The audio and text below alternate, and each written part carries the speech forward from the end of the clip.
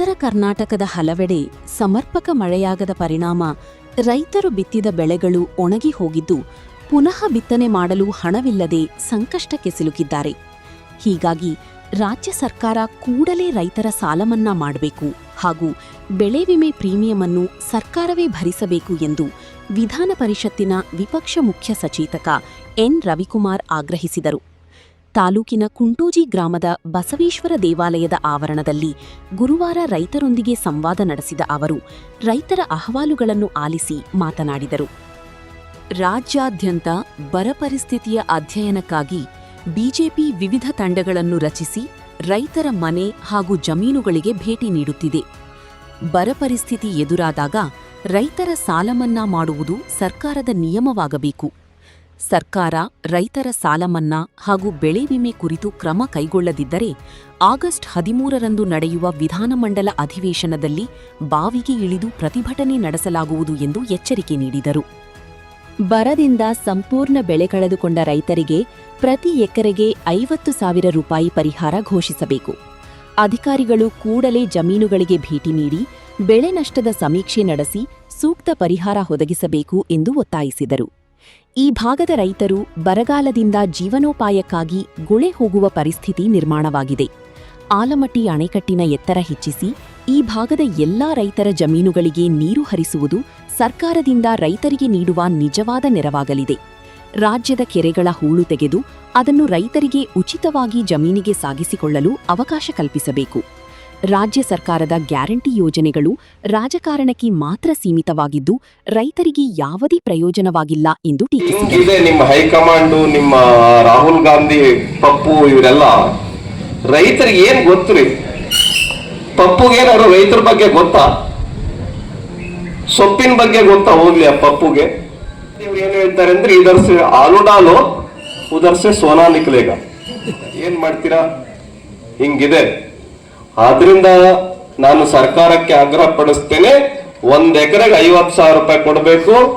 ಕೂಡಲೇ ಈಗೇನು ಪೂರ್ತಿ ಬೆಳೆ ನಾಶ ಆಗಿದೆ ಆ ಹಿನ್ನೆಲೆಯಲ್ಲಿ ರೈತರ ವಿಮೆಯನ್ನ ಸರ್ಕಾರನೇ ಕಟ್ಟಬೇಕು ಅಂತ ಆಗ್ರಹ ಪಡಿಸ್ತಾರೆ. ಹಂತದಲ್ಲಿ 1 ಎಕರೆಗೆ ನಾವು ಒಟ್ಟಾರೆ ಹೇಳ್ತಾ ಇದ್ದೀವಿ, ಭಾರತೀಯ ಜನತಾ ಪಾರ್ಟಿಯಿಂದ ಈ ಸಾರಿಯ ಬರಗಾಲಕ್ಕೆ 1 ಎಕರೆಗೆ ಪ್ರತಿ ರೈತನಿಗೆ 50,000 ರೂಪಾಯಿ 1 ಎಕರೆಗೆ ಕೊಡಬೇಕು ಅಂತ ಹೇಳಿ ಈ ಸಂದರ್ಭದಲ್ಲಿ ನಾನು ಆಗ್ರಹ ಪಡಿಸ್ತೇನೆ. ನಾವು ಸದನ 13ನೇ ತಾರೀಕು ಏನ್ ಪ್ರಾರಂಭ ಆಗತ್ತೆ ಅಷ್ಟರೊಳಗಡೆ ಇಡೀ ರಾಜ್ಯಾದ್ಯಂತ ಎಲ್ಲ ಜಿಲ್ಲೆಗಳಿಗೆ ಹೋಗಿ ರೈತರನ್ನ ಭೇಟಿ ಮಾಡಿ ಈ ತರದ ರೈತರ ಜೊತೆನಲ್ಲಿ ಸೇರ್ಬಿಟ್ಟು ಚರ್ಚೆ ಮಾಡಿಬಿಟ್ಟು ರೈತರ ಬವಣೆ ಏನಿದೆ ಇವನ್ನೆಲ್ಲವನ್ನು ಕೇಳಿ ರೈತರ ನೆರವಿಗೆ ಈ ಸರ್ಕಾರ ಬರಬೇಕು. 1 ಲಕ್ಷ ಕೋಟಿ ರೂಪಾಯಿ ತಗೊಂಡ್ಬನ್ನಿ, ತೆಗೆದುಕೊಂಡು ಬಂದು ಇದನ್ನ ಯಾರ್ಯಾರಿಗೆ ಕೊಡಬೇಕು ಕೊಟ್ಬಿಟ್ಟು ಈ ಒಂದು ಕೃಷ್ಣದ ಪೆಂಡಿಂಗ್ ಕೆಲಸ ಏನಿದೆಯಲ್ಲ ಅದನ್ನೆಲ್ಲವನ್ನು ಕೂಡ ಮುಗಿಸಿ 2-3 ವರ್ಷ 3-4 ವರ್ಷ ಆಗ್ಲಿ ಕೆಲಸ. ಈ ಜಿಲ್ಲೆಗಳಲ್ಲಿ ಬರ್ತಕ್ಕಂಥ ಪ್ರತಿ ಹೊಲಕ್ಕೂ ನೀರು ಕೊಡ್ತಕ್ಕಂಥ ಕೆಲಸನ ಈ ಕೃಷ್ಣ ಡ್ಯಾಮ್ ನಿಂದ ಮಾಡಬಹುದು. ಅದು ನಿಜವಾದ ರೈತರಿಗೆ ನಾವು ಸಹಾಯ ಮಾಡತಕ್ಕಂಥ ಕೆಲಸ ಆಗತ್ತೆ. ಆದ್ರಿಂದ ನಾ ಇವಾಗೇನ್ ಸರ್ವೆಗೆ ಬಂದಿದ್ದೀವಿ, ಹೊಲಗಳನ್ನ ನೋಡೋದಕ್ಕೆ ಹೋಗಿದ್ದೇವೆ. ಈಗೇನು ಒಂದ್ಸಾರಿ ಆರಗ್ ಬಿಟ್ಟು ಇನ್ನೊಂದ್ಸರಿ ಬಿತ್ತಕ್ಕೆ ಕೆಲಸ ಏನ್ ಮಾಡ್ತಾ ಇದ್ದಾರೆ ಸರ್ಕಾರ. ಕೂಡಲೇ ಮೊದಲನೇ ಹಂತದ ಮೊನ್ನೆ ಆಗ್ರಹ ಪಡಿಸಿದೆ ಮುಖ್ಯಮಂತ್ರಿಗಳಿಗೆ, ಮೊದಲನೇ ಹಂತದ ನೆರವನ್ನ ಸರ್ಕಾರ ಕೊಡಬೇಕು. ಆಮೇಲೆ ಕೇಂದ್ರ ಸರ್ಕಾರಕ್ಕೆ ನಿಯೋಗ ತೆಗೆದುಕೊಂಡು ಹೋಗ್ತೀವಿ ಆಮೇಲೆ ಕೊಡ್ತೀವಿ ಅಂತ ಹೇಳ್ತಾ ಇದ್ದಿಲ್ಲ. ಕೇಂದ್ರ ಸರ್ಕಾರ ಯಾವಾಗ ಕೊಡುತ್ತೆ? ಎಷ್ಟು ನಮ್ಮ ಕರ್ನಾಟಕ ರಾಜ್ಯಕ್ಕೆ ಹಾನಿಯಾಗಿದೆ ಬರದಿಂದ ಅಂತ ಪೂರ್ತಿ ಲೆಕ್ಕ ಕಳಿಸಿದಾಗ ಸರ್ಕಾರ, ಕೇಂದ್ರ ಸರ್ಕಾರ ಹಣ ಕೊಡುತ್ತೆ. ಗೊತ್ತಿಲ್ಲ ನನಗೆ ಎಷ್ಟು ಒಳಗಡೆ ಹೋದ್ರೂ ಗೊತ್ತಾಗತ್ತೆ ಎಷ್ಟು ಮನೆಗಳಲ್ಲಿ ಅಜ್ಜಿ ಅಜ್ಜನ ಬಿಟ್ಟು ದುಡಿಯಕ್ಕೆ ಹೋಗೋರೆಲ್ಲ ಸ್ವಲ್ಪ ಬೆಂಗಳೂರಿಗೆ, ಹೈದರಾಬಾದ್ಗೆ, ಪೂನಾಕ್ಕೆ ಗುಳೆ ಹೋಗ್ತಾರೆ. ಇಲ್ಲಿ ಗೋವಾಕ್ಕೆ ಹೋಗ್ತಾರೆ, ಹೋಗ್ತಾರಲ್ಲ, ಹೋಗಿದ್ದಾರೆ. ಈ ಪರಿಸ್ಥಿತಿ ಯಾಕೆ ಬಂದಿದೆ ಅಂದ್ರೆ ಅದ್ರ ಹೊಟ್ಟೆಪಾಡು, ಗುಳೆ ಹೋಗೋ ಪರಿಸ್ಥಿತಿ ಬಂದಿದೆ. ಇಲ್ಲಿದ್ದೇ ಮಾಡೋದು. ಹಾಗಾಗಿ ನಾನು ವಿನಂತಿ ಮಾಡ್ತೇನೆ, 3ನೇ ಅಂಶ ರೈತರ ಹೊಲಗಳಿಗೆ ಗೊಬ್ಬರ ಆಗೋ ದೃಷ್ಟಿಯಿಂದ, ರೈತರಿಗೆ ಮುಂದಿನ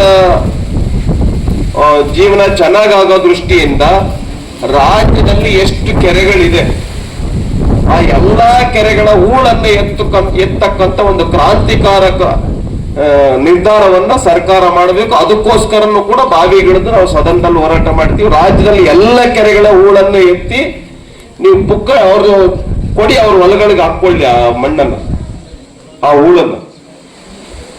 ಈಗ ಯಾರು ಬಿತ್ತುತ್ತಾ ಇದ್ದಾರೆ, 1 ಎಕರೆಗೆ ಅಟ್ಲೀಸ್ಟ್ ಬಿತ್ತೋದಕ್ಕೆ ಹಿಂಗೆಲ್ಲ 15,000 ರೂಪಾಯಿ ಸರ್ಕಾರ ಕೊಡ್ಲಿ 1 ಎಕರೆಗೆ ರೈತರಿಗೆ.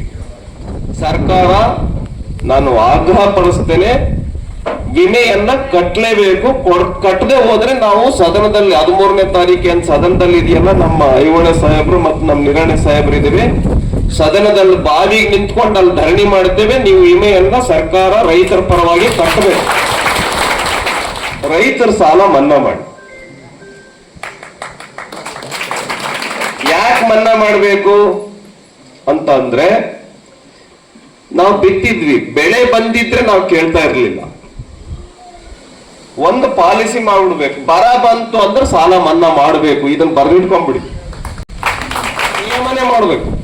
ಮಾಜಿ ಶಾಸಕ ಹಾಗೂ ಬಿಜೆಪಿ ರೈತ ಮೋರ್ಚಾ ರಾಜ್ಯಾಧ್ಯಕ್ಷ ಎಎಸ್ ಪಾಟೀಲ ನಡಹಳ್ಳಿ ಮಾತನಾಡಿ, 2012ರಲ್ಲಿ 800 ಕೋಟಿ ವೆಚ್ಚದಲ್ಲಿ ಆರಂಭವಾದ ಚಿಮ್ಮಲಗಿ ಮುಳವಾಡ ಏತ ನೀರಾವರಿ ಯೋಜನೆ ಇನ್ನೂ ಪೂರ್ಣಗೊಂಡಿಲ್ಲ. ಮುದ್ದೇಬಿಹಾಳ ತಾಲೂಕಿನಲ್ಲಿ ಭೀಕರ ಬರಗಾಲವಿದ್ದು ಬಿತ್ತಿದ ಬೆಳೆಗಳು ನಾಶವಾಗಿವೆ. ಕುಡಿಯುವ ನೀರು, ಜಾನುವಾರುಗಳಿಗೆ ಮೇವು ಸೇರಿದಂತೆ ಹಲವು ಸಮಸ್ಯೆಗಳಿದ್ದು ತಾಲೂಕನ್ನು ಸಂಪೂರ್ಣ ಬರಪೀಡಿತ ಪ್ರದೇಶವೆಂದು ಘೋಷಿಸಿ ರೈತರಿಗೆ ಸೂಕ್ತ ಪರಿಹಾರ ಒದಗಿಸಬೇಕು ಎಂದು ಸರ್ಕಾರವನ್ನು ಆಗ್ರಹಿಸಿದರು. 2012ರಲ್ಲಿ ಚಿಮ್ಮಲಗಿ ಮತ್ತು ಮುಳವಾಡ ಏತ ನೀರಾವರಿಯನ್ನು ಪ್ರಾರಂಭ ಮಾಡಿತು ನಮ್ಮ ಸರ್ಕಾರ. ಅವತ್ತು 800 ಕೋಟಿ ರೂಪಾಯಿಗಳನ್ನಿಟ್ಟು ನೀರಾವರಿ ಯೋಜನೆ ಪ್ರಾರಂಭ ಮಾಡಿತು. ಅಲ್ಲಿಂದ ಇಲ್ಲಿವರೆಗೆ ಸುಮಾರು 12 ವರ್ಷ ಆದರೂ ಕೂಡ ನೀರಾವರಿ ಯೋಜನೆ ಮುಗಿದೇ ಇಲ್ಲ. ಹೀಗಾಗಿ ನಮ್ಮ ರೈತರ ಹೊಲಗಳಿಗೆ ನೀರೇನು ಬರಬೇಕಾಗಿತ್ತು ಅದು ಕೂಡ ಸಂಕಷ್ಟದ ಪರಿಸ್ಥಿತಿ ಇದೆ. ಆದರೆ ಇವತ್ತಿನ ಪರಿಸ್ಥಿತಿ ನೋಡಿದ್ರೆ ರವಿಕುಮಾರ್ಜಿ, ನಮ್ಮ ತಾಲೂಕಿನಲ್ಲಿ ಭೀಕರವಾದಂಥ ಬರಗಾಲ ಇದೆ. ಒಂದು ಬಿತ್ತಿರ್ತಕ್ಕಂಥ ಬೆಳೆ ಸಂಪೂರ್ಣ ನಾಶ ಆಗಿದೆ, ಎಲ್ಲರೂ ಹರಗ್ತಾ ಇದ್ದಾರೆ. ನಿನ್ನೆನೋ ಒಂದು ಸ್ವಲ್ಪ ಮಳೆ ಬಂದಿದೆ, ನೀವು ಬರ್ತೀರಂತ ಬಂತೋ ಅಥವಾ ನಿಮ್ಗೆ ಗೊತ್ತಿಲ್ಲ, ನನಗೆ ಸ್ವಲ್ಪ ಮಳೆ ಬಂದಿದ್ಬಿಟ್ರೆ ಸಂಪೂರ್ಣವಾಗಿ ಮಳೆ ಇಲ್ಲ. ಕುಡಿಯೋ ನೀರಿನ ಸಮಸ್ಯೆ ಅಂತೂ ಬಹಳ ಗಂಭೀರ ಪರಿಣಾಮವನ್ನು ಉಂಟು ಮಾಡ್ತಾ ಇದೆ. ಜಾನುವಾರುಗಳಿಗೆ ಮೇವಿನ ಕೊರತೆ ಆಗಿದೆ. ಬಿತ್ತಿರ್ತಕ್ಕಂಥ ಬೆಳೆ 1.5 ತಿಂಗಳು 2 ತಿಂಗಳಾದರೂ ಕೂಡ ಒಂದು ಗೇಣು ಕೂಡ ಮೇಲೆ ಬಂದಿಲ್ಲ. ನೀವು ಬರಬೇಕಾದ್ರೆ ರಸ್ತೆಯಲ್ಲಿ ನಾನು ನಿಮ್ಗೆ ತೋರಿಸಿದೆ ಅಕ್ಕಪಕ್ಕ ಹೊಲಗಳಲ್ಲಿ ಪರಿಸ್ಥಿತಿ ಏನಾಗಿದೆ ಅಂತಕ್ಕಂಥದ್ದು. ಎಂಟೈರ್ ನಮ್ಮ ತಾಲೂಕು ಇದೇ ಪರಿಸ್ಥಿತಿ ಇದೆ. ನೀರಾವರಿ ಇದ್ದಂಥ ಭಾಗದಲ್ಲಿ ಏನು ಕಬ್ಬು ಬೆಳೆದಿದ್ರು, ಕಬ್ಬು ಸಂಪೂರ್ಣವಾಗಿ ಇಳುವರಿ ಕಡಿಮೆ ಆಗಿ ಹೋಗ್ತಾ ಇದೆ. ನನಗನ್ಸಿದೆ ಈ ವರ್ಷಕ್ಕೆ ಎಕರೆಗೊಂದು 15-20 ಟನ್ ಬರೋದು ಕಷ್ಟ, ಆ ಪರಿಸ್ಥಿತಿ ಇದೆ. ಅದಕ್ಕೆ ಒಟ್ಟಾರೆ ನಮ್ಮ ರೈತರ ಪರವಾಗಿ ನಾನು ತಮಗೆ ವಿನಂತಿ ಮಾಡ್ತೇನೆ, ತಮ್ಮ ಮುಖಾಂತರ ಸರ್ಕಾರಕ್ಕೆ ತಾವು ಏನು ಅಧಿವೇಶನಗಳಲ್ಲಿ ನಮ್ಮ ಇಡೀ ತಾಲೂಕನ್ನು ಬರಗಾಲ ತಾಲೂಕು ಅಂತ ಘೋಷಣೆ ಮಾಡಬೇಕು. ಪ್ರತಿಯೊಬ್ಬ ರೈತನಿಗೆ ಸಂಪೂರ್ಣವಾದಂತಹ ಪರಿಹಾರವನ್ನು ಕೊಡ್ತಕ್ಕಂಥ ವ್ಯವಸ್ಥೆ ಆಗಬೇಕು ಅಂತ ಹೇಳಿ ವಿಧಾನ ಪರಿಷತ್ ಸದಸ್ಯ ಹಣಮಂತ ನಿರಾಣಿ ಮಾತನಾಡಿ, ರಾಜ್ಯದಲ್ಲಿ ಬಿಜೆಪಿ ಬರ ಅಧ್ಯಯನಕ್ಕಾಗಿ ಹಲವು ತಂಡಗಳನ್ನು ರಚಿಸಿದ್ದು, ಮುದ್ದೇಬಿಹಾಳ ಭಾಗದಲ್ಲಿ ಮಳೆಯ ಕೊರತೆಯಿಂದ ರೈತರು ತೀವ್ರ ಸಂಕಷ್ಟದಲ್ಲಿದ್ದಾರೆ. ಸರ್ಕಾರ ಕೂಡಲೇ ರೈತರಿಗೆ ಪರಿಹಾರ ನೀಡಬೇಕು. ಕಳೆದ 2 ತಿಂಗಳಿಂದ ಮುಖ್ಯಮಂತ್ರಿ ದೆಹಲಿ ಪ್ರವಾಸದಲ್ಲೇ ಕಾಲಹರಣ ಮಾಡುತ್ತಿರುವುದು ದುರದೃಷ್ಟಕರ ಎಂದು ಟೀಕಿಸಿದರು. ಕುಂಟೋಜಿ ಗ್ರಾಮಕ್ಕೆ ಬಂದಾಗ ದಾರಿಯಲ್ಲಿ ನಾವೆಲ್ಲರೂ ಕೂಡ ಗಮನಿಸ್ತಾ ಇದ್ದೀವಿ, ಈ ಭಾಗದಲ್ಲಿ ಅತ್ಯಂತ ಕಡಿಮೆ ಮಳೆ ಆಗಿದೆ ಅಂತಕ್ಕಂಥದ್ದನ್ನ ನಾವೆಲ್ಲರೂ ಕೂಡ ಕಂಡುಕೊಂಡಿದ್ದೀವಿ. ಈ ಎಲ್ಲ ರೈತನ ಕಷ್ಟಗಳನ್ನ, ನೋವುಗಳನ್ನ ಸರ್ಕಾರಕ್ಕೆ ಸರಿಯಾದ ರೀತಿಯಲ್ಲಿ ತಿಳಿಸ್ತಕ್ಕಂಥ ಕಾರ್ಯವನ್ನ ಇವತ್ತು ನಾವೆಲ್ಲರೂ ಸೇರಿ ಮಾಡ್ತಾ ಇದ್ದೀವಿ. ಸರ್ಕಾರಕ್ಕೆ ಗಮನ ತಂದು ನಮ್ಮೆಲ್ಲರಿಗೂ ಕೂಡ ಆಸೆ ಇದೆ, ಈ ವರ್ಷ ಸಂಪೂರ್ಣ ಬರಗಾಲ ಅಂತೇಳಿ ಭಾಗವನ್ನ ಘೋಷಣೆ ಮಾಡಬೇಕು. ರೈತರಿಗೆ ಕಷ್ಟಗಳಿಗೆ ನೆರವಾಗಬೇಕು, ಅವರಿಗೆ ಒಳ್ಳೆಯ ರೀತಿಯಾಗಿರ್ತಕ್ಕಂಥ ಪರಿಹಾರವನ್ನು ಕೊಡ್ತಕ್ಕಂಥ ಏನು ಲಾಸ್ ಆಗಿದೆ, ಹಾನಿ ಆಗಿದೆ, ಅದಕ್ಕೆ ಪರಿಹಾರವನ್ನ ಕೊಡಬೇಕು ಅಂತಕ್ಕಂಥ ಒತ್ತಾಯವನ್ನ ನಮ್ಮ ಪಕ್ಷದ ವತಿಯಿಂದ ನಾವೆಲ್ಲರೂ ಸರ್ಕಾರಕ್ಕೆ ಒತ್ತಾಯವನ್ನ ಮಾಡ್ತಾ ಇದ್ದೀವಿ. ನಾ ಮಂತ್ರಿ ಆಗಬೇಕು, ನೀ ಮಂತ್ರಿ ಆಗಬೇಕು, ನನಗೆ ಅವಕಾಶ ಕೊಡ್ರಿ, ನಿನಗೆ ಅವಕಾಶ ಕೊಡ್ರಿ ಅಂತ ವಾರಗಟ್ಲೆ ದೆಹಲಿಯಲ್ಲಿ ಬೀಡು ಬಿಟ್ಟಿದ್ದಾರೆ. ಇಲ್ಲಿರ್ತಕ್ಕಂಥ ರೈತರ ಕಷ್ಟ ಅವ್ರಿಗೆ ಕಾಣ್ತಾ ಇಲ್ಲ. ತಮಗೆ ಸ್ಥಾನಮಾನಗಳು ಬೇಕು ಅಂತಕ್ಕಂಥ ನಿಟ್ಟಿನಲ್ಲಿ ದಿಲ್ಲಿ ಪ್ರವಾಸದಲ್ಲಿ ಈ ತಿಂಗಳ ಪೂರ್ತಿ ಕಳೆದ್ರು. ಮುಖ್ಯಮಂತ್ರಿಗಳಾಗಿ 10 ಜನ ಸಚಿವ ಸಂಪುಟವನ್ನು ತೆಗೆದುಕೊಂಡು 20 ಸೀಟ್ಗಳನ್ನು ಖಾಲಿ ಇಟ್ಟು ಅದನ್ನು ತುಂಬುವುದರಲ್ಲೇ 2 ತಿಂಗಳ ಕಾಲಹರಣ ಮಾಡಿದ್ರು ಹೊರತಾಗಿ. ಬಿಜೆಪಿ ಮುಖಂಡರಾದ ಗಂಗಾಧರರಾವ್ ನಾಡಗೌಡ ಹಾಗೂ ಎಂಎಸ್ ಪಾಟೀಲ ರೈತರ ಸಮಸ್ಯೆಗಳ ಕುರಿತು ವಿವರಿಸಿದರು. ಕುಂಟೋಜಿ ಗ್ರಾಮದ ಯುವ ರೈತರಾದ ರಾಜು ಕಾಟಿ, ಸೋಮಲಿಂಗಪ್ಪ ಗಸ್ತಿಗಾರ ಹಾಗೂ ಪವಾಡೆಪ್ಪ ತಾಂಬಳಿ ಮಾತನಾಡಿ, ಮಳೆಯ ಕೊರತೆಯಿಂದ ಸೂರ್ಯಕಾಂತಿ ಸೇರಿದಂತೆ ಬಿತ್ತಿದ ಬೆಳೆಗಳು ಒಣಗಿ ಹೋಗಿದ್ದು, ಪುನಃ ಬಿತ್ತನೆಗೆ ಪ್ರತಿ ಎಕರೆಗೆ 15 ರಿಂದ 20 ಸಾವಿರ ರೂಪಾಯಿ ವೆಚ್ಚವಾಗುತ್ತಿದೆ. ರೈತರ ನೋವು ಕೇಳುವವರೇ ಇಲ್ಲ. ವಿದ್ಯಾವಂತರಿಗೆ ಸರ್ಕಾರಿ ಉದ್ಯೋಗ ಸಿಗಬಹುದು, ಆದರೆ ಕೃಷಿಯನ್ನು ಆರಿಸಿಕೊಂಡ ನಮಗೆ ಸರ್ಕಾರ ಸ್ಪಂದಿಸುತ್ತಿಲ್ಲ. ರೈತ ದೇಶದ ಬೆನ್ನೆಲುಬು ಎನ್ನುವವರು ಇಂದು ರೈತರ ಬೆನ್ನೆಲುಬನ್ನೇ ಮುರಿದಿದ್ದಾರೆ ಎಂದು ಅಳಲು ತೋಡಿಕೊಂಡು ಸೂಕ್ತ ಪರಿಹಾರ ನೀಡುವಂತೆ ಮನವಿ ಮಾಡಿದರು. ಮೇಲ್ದಂಡೆ ಯೋಜನೆ ಕಾರ್ಯ ಇನ್ನೂ ಪೂರ್ಣಗೊಂಡಿಲ್ಲ. ಆದ್ದರಿಂದ ಇದು ಪದೇ ಪದೇ ನಮ್ಮ ತಾಲೂಕಿಗೆ ಬಹಳಷ್ಟು ಒಂದು ದೊಡ್ಡ ಬರಗಾಲದ ಸಂಕಷ್ಟ ಯಾವಾಗಲೂ ಎದುರಾಗ್ತಾನೆ ಇದೆ. ಮುಂಗಾರಿ ಹೋದ್ರೆ ಹಿಂಗಾರಿ ಇಲ್ಲ, ಹಿಂಗಾರಿ ಹೋದ್ರೆ ಮುಂಗಾರಿ ಇಲ್ಲ. ಇದನ್ನು ಪದೇ ಪದೇ ನಾವು 2 ವರ್ಷಕ್ಕೊಮ್ಮೆ 3 ವರ್ಷಕ್ಕೊಮ್ಮೆ ಅನುಭವಿಸ್ತಾ ಇದ್ದೀವಿ. ಇವೆಲ್ಲ ಒಂದು ಏನು ನಮ್ಮ ರೈತರ ಸಂಕಷ್ಟಗಳನ್ನು ತಾವೆಲ್ಲರೂ ಸೇರಿ ಸರ್ಕಾರಕ್ಕೆ ಮನವರಿಕೆ ಮಾಡಿ ಅದರ ಬಗ್ಗೆ ಸೂಕ್ತ ಪರಿಹಾರ ರೈತರಿಗೆ ಬರುವಂತೆ ತಾವೆಲ್ಲರೂ ಮಾಡುವಂತ ಪ್ರಾಮಾಣಿಕ ಪ್ರಯತ್ನವನ್ನು ಮಾಡಿ 1 ವರ್ಷದ ನಷ್ಟ ಅನುಭವಿಸಿದ್ರೆ ಅದನ್ನು ತುಂಬ್ಕೋಬೇಕಂತಂದ್ರೆ ಸುಮಾರು 4-5 ವರ್ಷ ಹೋಗ್ತದವ್ರಿ. ಪರಿಸ್ಥಿತಿ ಗೊಬ್ಬರ ಹಾಕ್ಯವಿ, ಬೀಜ ಹಾಕ್ಯವಿ, ಸೂರ್ಯಪಾನ ಏನಾದ್ರು ಒಣಗಿ ಹೋಗ್ಯಾವು. ಆ ಬಿದ್ದಿದ ಬಾಡಿಗೆನೂ ಹೋಯ್ತು, ಗೊಬ್ಬರನೂ ಹೋಯ್ತು, ಮಳೆನೂ ಹೋಯ್ತು.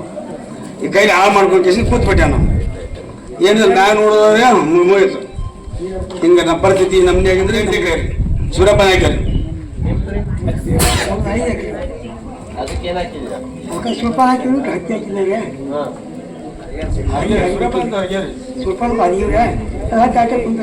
ಬಿತ್ತುದು ಹೊರಗು ಎಲ್ಲ 4,000 ರೂಪಾಯಿಗೆ. Diesel rate ಹೆಚ್ಚಾಗೈತ್ರಿ. ಮಣ್ಣಿನೂ ಹೆಚ್ಚು ಮಾಡಿರಿ. ಡೀಸೆಲ್ ರೇಟ್ ಹೆಚ್ಚಾಗಿ 800 ರೂಪಾಯಿ ಇದ್ದಿದ್ದು 900 ರೂಪಾಯಿಗೆ ಮಾಡ್ತಾರೆ. ಬೀಜ ಗೊಬ್ಬರ ಎಲ್ಲ 1 ಎಕರೆ ಬಿತ್ತಾಕ್ರಿ. 1 ಪ್ಯಾಕೆಟ್ ಹತ್ತಿ ಬೀಜ 800, 4,000 ರೂಪಾಯಿ ಬಿತ್ತಾಕ, ಹರಗಾಕ, ಕಸಕ್ಕ ಎಲ್ಲ ಸೇರಿ 1 ಎಕರೆ ಬಿತ್ತಬೇಕಂದ್ರಿ 15 ರಿಂದ 20 ಸಾವಿರ ರೂಪಾಯಿ ಹೆಚ್ಚಾಗಿ ಖರ್ಚಾಕದ್ರಿ. ಈಗ 2-3 ದಿನದಿಂದ ಮಳೆ ಹಿಂದೆ ಬರೋದು. ನೀನು ಬಂದ್ರಿ ಮಳೆ. ನಾ 3 ದಿನದ ಹಿಂದೆ ಬಿತ್ತಿದ್ದು 5 ಎಕರೆ ಸುರ್ಪಾನ್ ಹರಿಗಿದ್ದೀನಿ ರೀ ನಾನು. ಕನಿಷ್ಠ ಅದು ನಂದು 4-5 ಲಕ್ಷ ರೂಪಾಯಿ ಈ ವರ್ಷ. ನಾವು 2-3 ವರ್ಷದಾಗ 4-5 ಲಕ್ಷ ರೂಪಾಯಿ ಹೊಲಕ್ಕೆ ಖರ್ಚು ಮಾಡೀನಿ. ಅಷ್ಟು ಸಾಲ ಆಗಿದೆ. ಸರ್ಕಾರಕ್ಕೆ ಮನವಿ ಮಾಡ್ಕೊಳಕತ್ತೇವೆ ನಾವು. ನಮ್ಮದು ಒಂದು ಸ್ವಲ್ಪ ರೈತರ ಅನುಕೂಲ ಆಗಲಿ ಅಂತೇಳಿ ಸರ್ಕಾರ ನಮ್ಗೆ ಬೇಕಾದ ಪರಿಹಾರ ನೀಡಬೇಕು. ರೈತರು ಇನ್ನೂ 4 ಜನ ರೈತರು ಎಜುಕೇಶನ್ ಶಾಲೆ ಕಲ್ತೋರು ಒಕ್ಕಲ್ತನ ಮಾಡಕ್ಕೆ ಬರ್ಬೇಕಪ್ಪ ಅಂದ್ರೆ ನೀವು ಸರ್ಕಾರದಿಂದ ಬರುವಂಥ ಎಲ್ಲ ಕೆಲಸಗಳನ್ನು ರೈತರಿಗೆ ತಲುಪಿಸುವಂಥ ವ್ಯವಸ್ಥೆ ಮಾಡಬೇಕು. ನೀವು ಯಾವುದೇ ರೀತಿ ವ್ಯವಸ್ಥೆ ಮಾಡಾಕತ್ತಿಲ್ಲ. ರೈತರು ನಮ್ಮ ದೇಶದ ಬೆನ್ನೆಲುಬು. ರೈತರು ನಮ್ಮ ದೇಶದ ಬೆನ್ನೆಲುಬು ಅಂದ್ರೆ ನಾವು ರೈತರು ಹೆಂಗೆ ಬೆನ್ನೆಲುಬು ಹೆಂಗೆ ಆಗ್ಬೇಕು? ನಮ್ಮ ಬೆನ್ನೆಲುಬು ಮುರಿದು ಬಿಟ್ಟದ್ರಿ ನಮ್ಮದು. ಅಡ್ಡಾಡಿ ಹೊಲಕ್ಕೆ ಮನೆಗೆ ಅಡ್ಡಾಡಿ ಚಂತನ ಹೋಗೋದು, ಬುತ್ತಿ ಕಟ್ಟೊಂದು ಹೋಗೋದು, ಮುಗುಲ್ ನೋಡ್ಕೋತ ಕುಂದ್ರು. ನಮ್ಮ ಉತ್ತರ ಕರ್ನಾಟಕ ಎಲ್ಲ ಬರಗಾಲ ಬಿದ್ದದ್ರಿ. ರೈತರ ಸಾಲ ಮನ್ನಾ ಮಾಡಬೇಕು. ಬೆಳೆ ವಿಮಾ ಸರ್ಕಾರದವರು ಕಟ್ಟಬೇಕು. ಈಗ ಎಲ್ಲ ಪೀಕ್ನು ಎಲ್ಲ ಹರಿಬಿಟ್ಟಿವಿ. ಈಗ ಯಾವುದೂ ನಮ್ಮಲ್ಲಿ ಪೀಕ್ ಯಾವುದೂ ಇಲ್ಲ. ನಮ್ಮ 2 ಡ್ಯಾಮ್ ಇದ್ರೂ ಏನೂ ಉಪಯೋಗ ಇಲ್ಲ.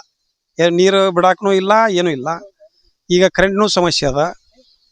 ಕರೆಂಟ್ ಸಮಸ್ಯೆ ಇವೆಲ್ಲ ಟಿ ಸಿ ಮಾಡ್ಬೇಕಾದ್ರೆ ಅವ್ರಿಗೆ ಏನು ಟಿಸಿನೂ ಸರಿಯಾಗಿ ಕೊಡೋಲ್ಲ ಸುಟ್ರು ಅಂತಂದ್ರೆ. ಈಗ ರೈತರದ್ದು ದೊಡ್ಡ ಸಮಸ್ಯೆ ಐತಿ.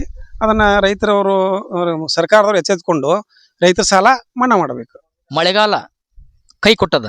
ರೈತರು ಭೂಮಿಯನ್ನು ಹದ ಮಾಡಿಕೊಂಡು ಮುಂಗಾರಿಯನ್ನು ಬಿತ್ತಿದ್ರು. ಬಿತ್ತಿದ ತಕ್ಷಣ ಮಳೆರಾಯನ ಬರುವಿಕೆಗಾಗಿ ಕಾಯ್ಕೋತ ಕುಂತಿದ್ರು. ಈಗ ಮುಂಗಾರಿ ಸಂಪೂರ್ಣವಾಗಿ ಬಿತ್ತಿದಂಥ ಬೆಳೆಗಳು ಮಳೆ ಬರಗೋಸ್ಕರ ಹರಿಗಿದ್ರು. ಈಗ ಹಿಂಗಾರಿಗೆ ಭೂಮಿಯನ್ನು ಹದ ಮಾಡ್ಕೊಂಡು ಕುಂತಾರ. ಆದರೂ ಮಳೆಗಾಲ ಬರ್ತಾ ಇಲ್ಲ. ಮಳೆ ಬರದೇ ಇದ್ದ ಕಾರಣಕ್ಕಾಗಿ ಸರ್ಕಾರ ಎಚ್ಚೆತ್ಕೊಂಡು ನಮ್ಮ ರೈತ ಕಷ್ಟದಲ್ಲಿ ಕಣ್ಣೀರಲ್ಲಿ ಕೈ ತೊಳಿತಾ ಇದ್ದಾನ. ಅದಕ್ಕಾಗಿ ಸರ್ಕಾರ ಏನು ಮಾಡ್ಬೇಕಪ್ಪ ಅಂದ್ರೆ ರೈತನಿಗೆ ಸಪೋರ್ಟ್ ಮಾಡಬೇಕು. ಸಪೋರ್ಟ್ ಏನು ಮಾಡ್ಬೇಕಪ್ಪ ಅಂದ್ರೆ ನಮ್ಮ ಬಿಜೆಪಿ ರಾಜ್ಯ ಮುಖಂಡರು ಸರ್ವೆ ಮಾಡಕತ್ತಾರ. ಅದರ ಆದಿಯಾಗಿ ಅವ್ರು ಏನು ಹೇಳ್ತಾರ, 1 ಎಕರೆಗೆ 50,000 ರೂಪಾಯಿ ಪರಿಹಾರ ಕೊಡ್ಬೇಕಂತ ಹೇಳ್ತಾರ. ಅದು ಕೊಟ್ರೆ ರೈತರಿಗೆ ಒಳ್ಳೇದಾಗ್ತದ. ಇದಕ್ಕೂ ಮುನ್ನ ಎನ್ ರವಿಕುಮಾರ್, ಹಣಮಂತ ನಿರಾಣಿ ಹಾಗೂ ಬರ ಅಧ್ಯಯನ ತಂಡದ ಸದಸ್ಯರು ಕುಂಟೋಜಿ ಗ್ರಾಮದ ಬಸವೇಶ್ವರ ದೇವಾಲಯದಲ್ಲಿ ಸಂಗಮೇಶ್ವರ ಹಾಗೂ ಬೃಹತ್ ನಂದೀಶ್ವರ ದರ್ಶನ ಪಡೆದರು. ಬಳಿಕ ಮಿಣಜಗಿ ಗ್ರಾಮದ ರೈತರ ಜಮೀನುಗಳಿಗೆ ಭೇಟಿ ನೀಡಿ ಒಣಗಿದ ಬೆಳೆಗಳನ್ನು ವೀಕ್ಷಿಸಿ ರೈತರ ಸಮಸ್ಯೆಗಳನ್ನು ಆಲಿಸಿದರು.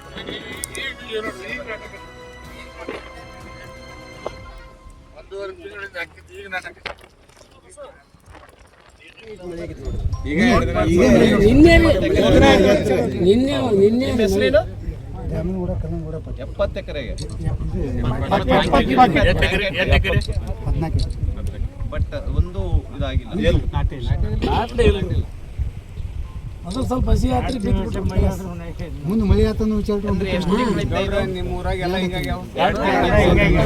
ಅದಾದ್ಮೇಲೆ ಮೊನ್ನೆ ಬಂದಿದ್ರು, ನಿನ್ನೆ ಮಳೆ ಬಂದಿದ್ರು.